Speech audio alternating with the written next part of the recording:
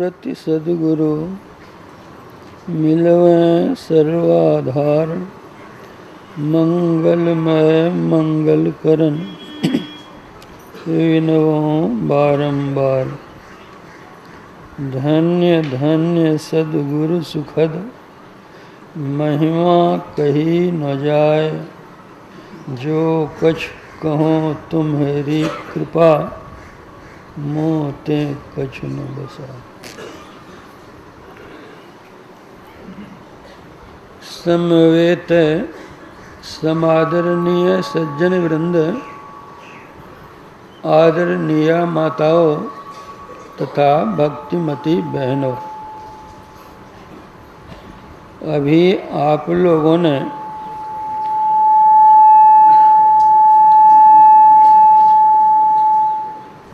रामचरितमानस का पाठ सुना है। रामचरितमानस एक विलक्षण ग्रंथ है। इसमें यह लौकिक और पारलौकिक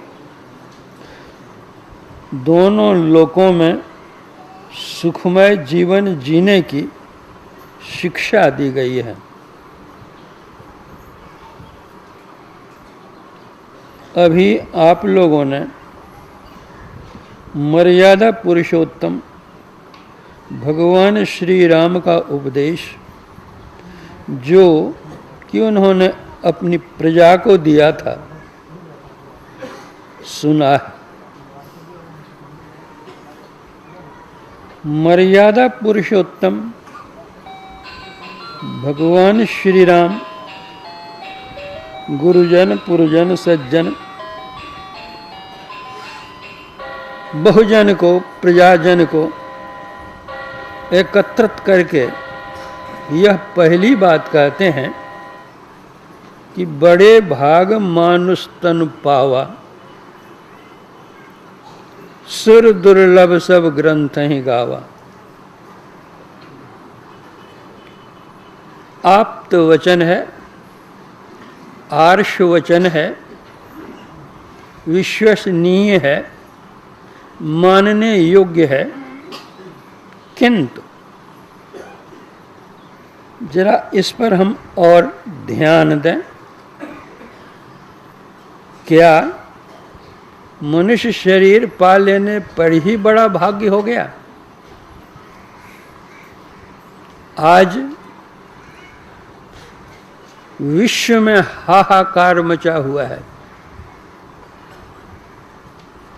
लूट पाट, मार काट, छीन छोर, चोरी डकैती, अत्याचार, अनाचार, दुराचार, व्यभिचार, बलात्कार, न मालूम कौन कौन से अत्याचार हो रहे हैं।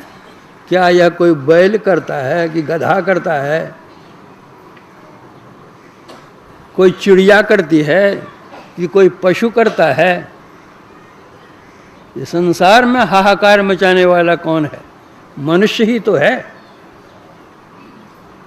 स्वदेश की शिक्षा पाकर विदेश की शिक्षा लेकर के आता है, लेता है घूस और बोलता है फूस। क्या कोई बैल जानवर भी और घूस फूस बोलता है क्या?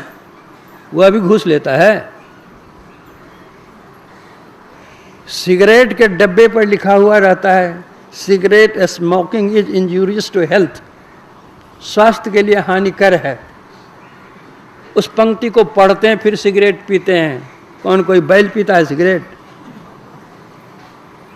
कोई जानवर पीता है कि कोई चिड़िया पीती है सिगरेट? सिगरेट बनाने वाला भी मानव ही है और पीने वाला भी मानव ही है। लूटपाट मारकाट करने वाला भी मानव ही है। क्या कहा जाएगा कि उसका बड़ा भाग्य है? ऐसे मनुष्य को भी भाग्यवान कहा जा सकता है क्या?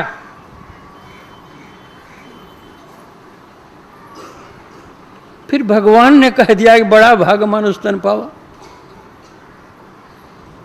तो क्या भगवान झूठ बोल रहे हैं? भगवान तो झूठ नहीं बोलेंगे। भगवान बतलाते हैं कि मनुष्य शरीर तो तुमको मिला है, जैसे जो बीज हम बोते हैं कल वही फल फूल देता है, उसी तरह मनुष्य शरीर रूप बीज तो तुमको मिल गया है। अब इसको सींचो, पौधा बनाओ, फूल निकलेगा, फल निकलेगा। वह कैसे होगा? वह तभी होगा जब हम सत्संग करेंगे। इसीलिए बड़े भाग पाइए सत्संगा। अगर हमको सत्संग नहीं मिला, कुसंग मिल गया, तो परिणाम क्या होगा? गोस्वामी जी ही उसी रामचरितमानस में लिखते हैं, कबहु दिवस मह निबिड़तम, कब हुक प्रगट पतंग, उपजय बिन सई ज्ञान जिमि, पाई कुसंग सुसंग। आजकल वर्षा ऋतु है। वर्षा ऋतु में क्या होता है? सूर्य है लेकिन बादल आया, अंधेरा छा गया। सूरज के रहते अंधेरा हो गया, कोई सूझता नहीं है। अब हवा आई और बादल को उड़ा दिया, मैदान साफ स्वच्छ दिखने लग गया। उसी तरह यह जीवन है। इस जीवन में अगर कुसंग हो जाता है तो भविष्य अंधकारमय हो जाता है।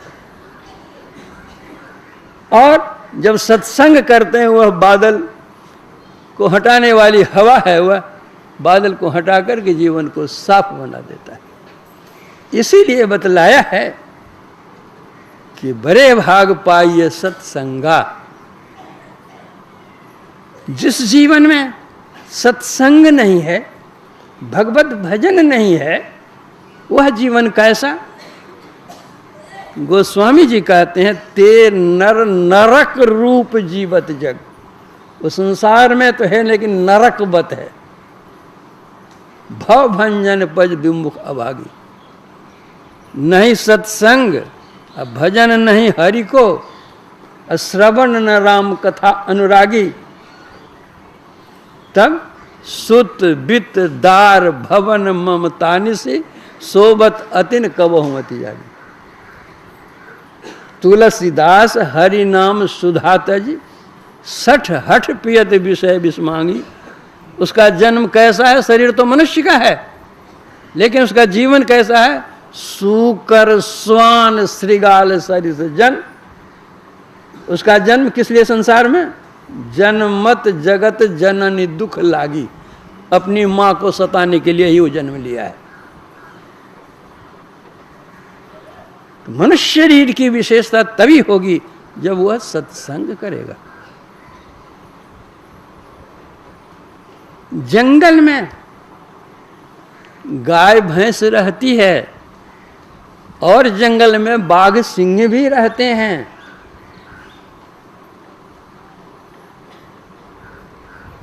गाय भैंस कभी मांस नहीं खा सकती और बाघ सिंह कभी घास नहीं खा सकता। बाघ सिंह जानवर है, वह जानता है कि हमको क्या खाना चाहिए। गाय भैंस जानवर है, वह गाय भैंस जानती है कि हमको क्या खाना है। गाय भैंस भूखी मर जाएगी लेकिन मांस नहीं खाएगी। बाघ सिंह भूखा मर जाएगा लेकिन घास नहीं खाएगा। तो जो जानवर वो उतना टेक रखता है, और हम कहते हैं हम मानव हैं, बहुत बड़े विद्वान हैं, ज्ञानवान हैं, शिक्षित हैं, सुशिक्षित हैं और दीक्षित भी हैं।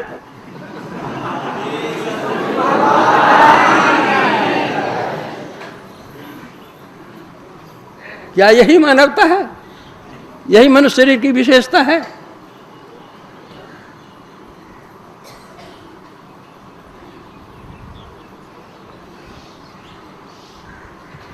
इसलिए जहां पहली बात मनुष्य शरीर की विशेषता है, उसकी विशेषता तभी आरंभ होती है जब बड़े भाग पाइए सत्संगा। जब मनुष्य शरीर मिला हुआ है और सत्संग करते हैं तो भगवान राम कहते हैं, शबरी को उपदेश देते हुए कि सत्संग तो करोगे, सुनो ठीक से प्रेम से, तब गुरु पद पंकज से बात, गुरु चरणाश्रित हो, शरणाश्रित हो।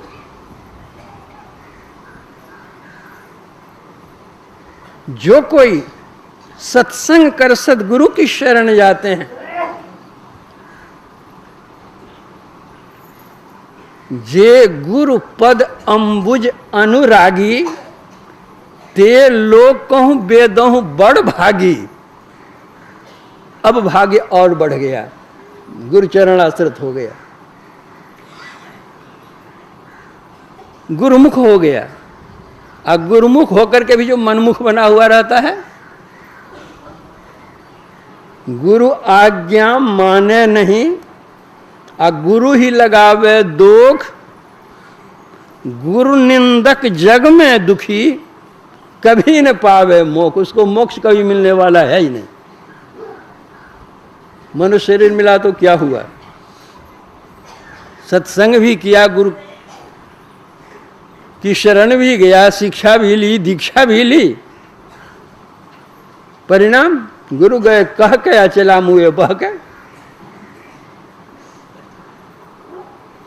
तो भाग्य में वृद्धि तभी होगी जब संत सदगुरु की शरण जाएंगे, उनकी आज्ञा का पालन करेंगे। बड़े लोग क्या करते हैं, हमारे गुरु क्या करते हैं, यह तुमको देखना नहीं है। गुरु ने तुमको क्या कहा है, यह तुमको करना है।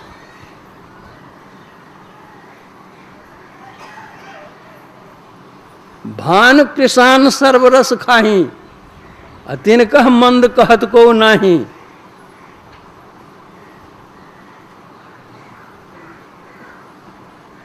समरथ को नहीं दोष गुसाई, रवि पावक सुर सर की नाई। वे क्यों करते हैं, क्या करते हैं, वो देखने की हमारी दृष्टि कहाँ है। हमारे गुरुदेव थे, विचित्र लीला कभी कभी वे करते थे, जो लोगों को वो लीला अच्छी नहीं लगती थी, लेकिन परिणाम उनका इतना अच्छा होता था, पीछे जाना जाता था। एक सज्जन आए, गुरु महाराज शाम के समय व्हील चेयर पर टहलने के लिए निकल रहे थे। अपरिचित सज्जन बेचारे गुरु महाराज के चरणों में जाकर के प्रणाम वे करते हैं। गुरु महाराज पूछते हैं, कहाँ से आए हो? कहा अमुक जगह से। क्या नाम है? नाम बतलाया। क्या करने आए हो? तो हुजूर के दर्शन के लिए आया। व्हीलचेयर के पीछे और लोग सभी बैठ थे, चलने वाले। गुरु महाराज का व्हीलचेयर आगे आगे चलता था, पीछे से लोग सब चलते थे। गुरु महाराज कहते जी इसको बांध दो जी। अब जितने लोग थे सब अवाक हो गए कि कोई सज्जन आवे दर्शन करने के लिए और उनको बंधवा दें, कि कहाँ का न्याय। तो जो पीछे पीछे थे लोगों ने बहाना किया कि हुजूर यहाँ बांधने के लिए तो कुछ है ही नहीं है, आए हैं दर्शन करके चले जाएंगे। तो गुरु महाराज कहते इन्हीं की धोती से इनको बांध दो।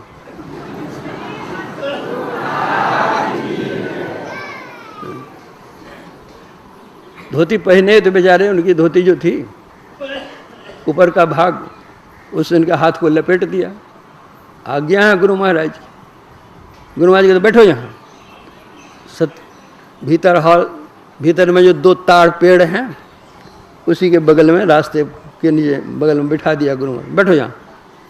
बेचारा श्रद्धालु था, बैठ गया। जितने लोगों ने यह दृश्य देखा, सबके मन में यही बात आई कि गुरु महाराज ने अच्छा नहीं किया।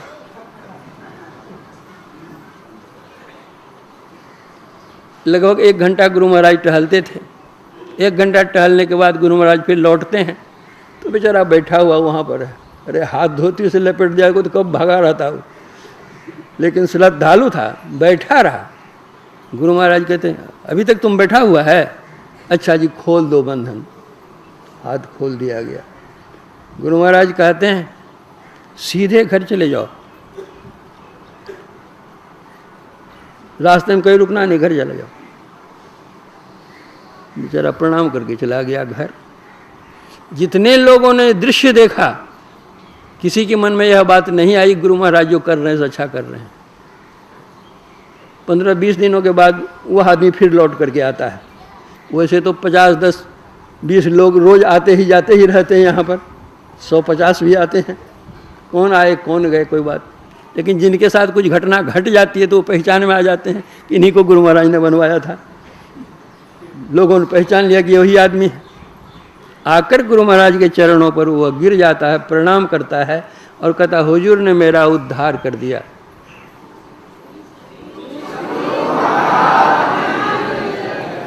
हुजूर मेरा कोई अपराध नहीं था, मेरे दुश्मन मेरे पीछे लग करके झूठा केस मेरे ऊपर कर दिया था। हुजूर मुझको 3 महीने की सजा होने वाली थी, तो लोगों ने कहा कि आजकल तो हाकिम घूस लेते हैं, घूस दे दो, तुम तो सच्चे हो, छूट जाओगे। तो मैंने सोचा कि जब घूसे का जमाना है, हम जितना देंगे कहीं हमारे दुश्मन को मालूम पड़ जाए हमसे बेसी वो जाकर के दे दे तो हमारा तो वो घूस फूस हो जाएगा। तो हम चले सच्चे दरबार में घूस देने के लिए। तो मैं आया, हुजूर के चरणों में प्रणाम किया और हुजूर ने हमारा हाथ बंधवा दिया। हुजूर 3 महीने की सजा मेरी समाप्त हो गई। तो संत क्या करते हैं, क्यों करते हैं, गुरु हमारे लिए क्या करते हैं नहीं करते हैं, उसकी विवेचना करने की दृष्टि हम में है कहाँ। इसलिए तीसरी बात आ गई। पहली बात मनुष्य शरीर, दूसरी बात सत्संग, तीसरी बात गुरु चरणाश्रित। अब गुरु जो बतलावेंगे कुछ जप ध्यान करने के लिए, अगर हम वह जप ध्यान करने लग जाएं, मानस जप करें, मानस ध्यान करें, और मानस ध्यान करते करते अगर सही मानस ध्यान हो जाए हमारा तो संत तुलसी साहब कहते हैं दर्शन उनके उर्माई करें बड़ भागी, तिनके तरने की नाव किनारे लागी। जो अपने अंदर वो मानस ध्यान कर लेता है वह और भाग्यवान हो जाता है। वो तो नाव लगी हुई, चढ़ो और उस पार जाओ। तिनके तरने की नाव किनारे लागी।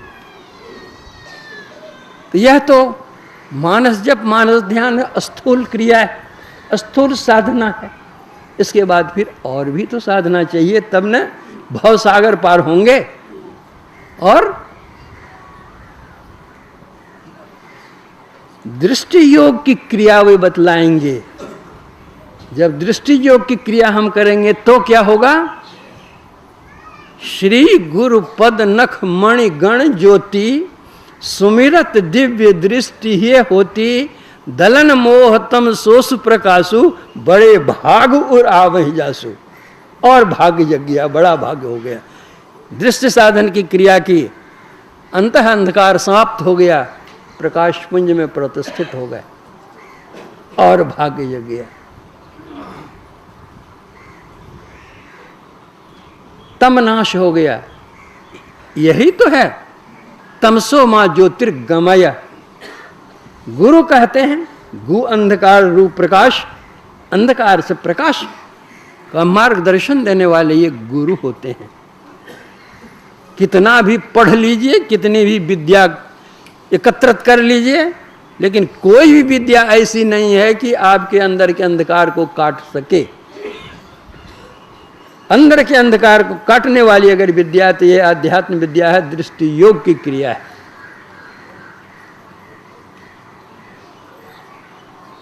और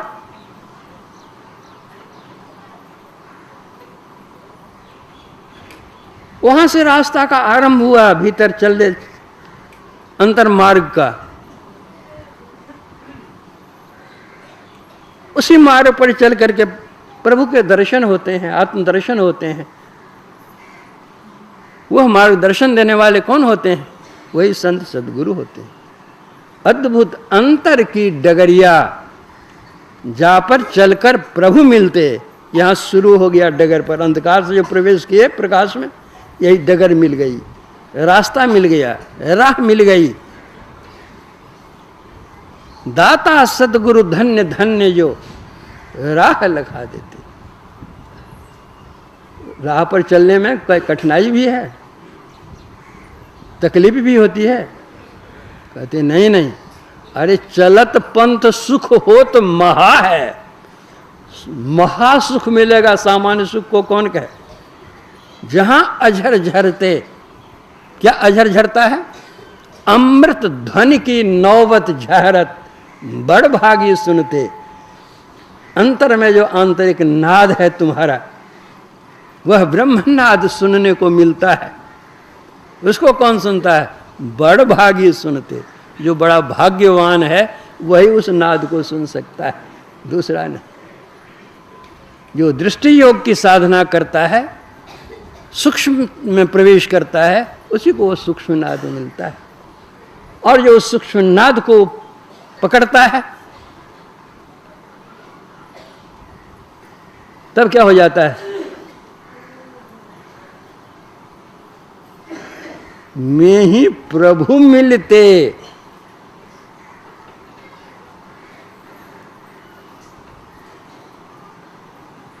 नाद में यह गुण होता है अपने केंद्र में खींचने का। तो जो उस नाद को सुनता है, स्थूल सूक्ष्म की संधि जहां है, उस नाद को जो वह सुनता है स्थूल के केंद्र पर, तो वह नाद आता है सूक्ष्म के केंद्र से। वह नाद खींच करके सूक्ष्म के केंद्र पर ले जाता है। सूक्ष्म के केंद्र पर जो नाद वह सुनता है, वह खींच कर ले जाता है कारण के केंद्र पर। कारण के केंद्र पर जो नाद वह सुनता है, तो वह नाद ले जाता है महाकारण के केंद्र पर। महाकारण के केंद्र पर जो नाद वह पकड़ता है, तो ले जाता है कैवल्य के केंद्र पर। और जो कैवल्य के केंद्र पर पहुंच जाता है, वह परमात्मा के पास पहुंच जाता है। में ही प्रभु मिलते, प्रभु मिल जाते हैं। आवागमन का चक्र छूट जाता है। दैहिक दैविक भौतिक इन त्रितापों से जो मानव संतप्त होता रहता है, सदा के लिए मुक्त हो जाता है। नर्तन की उपादेयता यह है। इतना कह करके अपने प्रवचन में मैं विराम देता हूँ। आज रविवार है, गुरु कीर्तन के लिए।